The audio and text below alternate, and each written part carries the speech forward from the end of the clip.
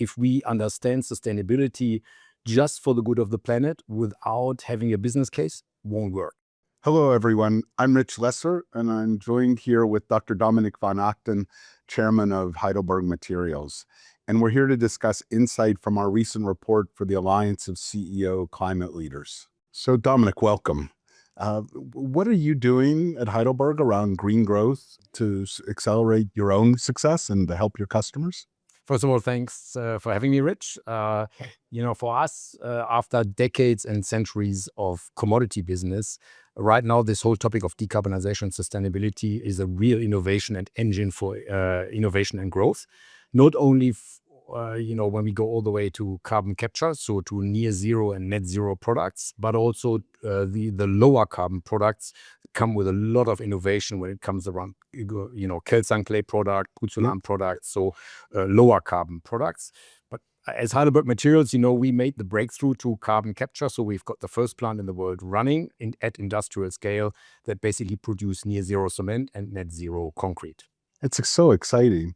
And how have you worked across the value chain to be able to turn green solutions into really viable commercial propositions? Yeah, I think that's an interesting question, Rich, because, historically, cement companies in general, I think, were very IP driven and very inward looking. And the golden key, I think, for pulling these carbon capture projects off is all about collaboration. You need to really collaborate along the supply chain. We do the carbon capture, but we need somebody who does the transportation. We need someone who does the storage. It doesn't end there. We need the regulator to create new product categories because it's not the traditional commodity anymore. And very importantly, we need the right customers in order to buy these products in the end. Actually, that was one of the things I wanted to really press on with you, because it's not just enough to develop green solutions. You need to be able to convince your customers that the impact is real.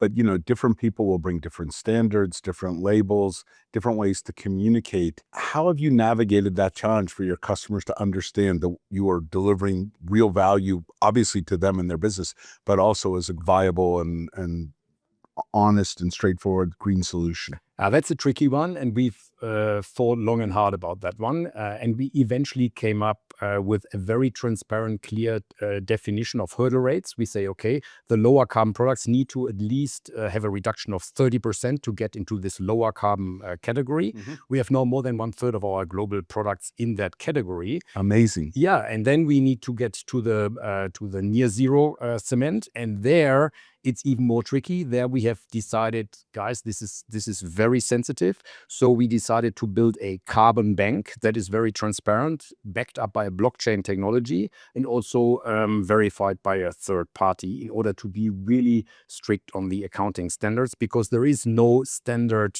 out there that's done by the regulator so far. So we basically also set our own standard, but we want to do this in a very transparent way.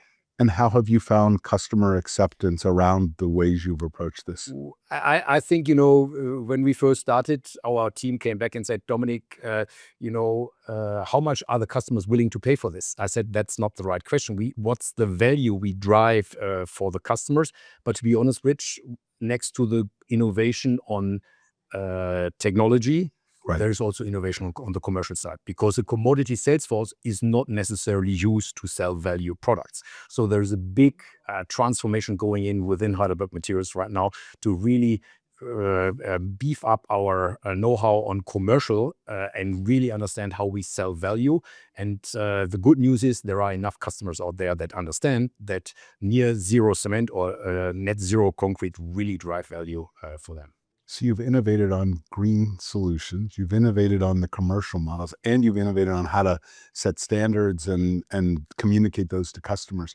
If you had a piece of advice for CEOs and other business leaders looking to scale their own participation in the green economy, what would it be? Look, I think we need to be realistic right now. It's not the mass movement anymore, the sustainability topic. So I think for a publicly listed company, there is only one key advice. Make sure it is a viable business case. Because in the end, I think if we understand sustainability just for the good of the planet without having a business case, won't work. At least in Germany, at least in the markets we operate, it's a dead end. You need to really fight internally from a technology perspective, but also from a commercial perspective to fight for to make this a viable business case. And if you find a viable business case, I think we can sell it in Europe, we can sell it in the US, we can sell it in all of our markets and sell it also to our stakeholders and shareholders in the end. So interesting about that story is it's not just understanding your own business case, it's understanding your customers and putting yourself in their shoes and how they'll look at it. I just want to say it's an incredible story, and thank you for sharing it and for being with us here.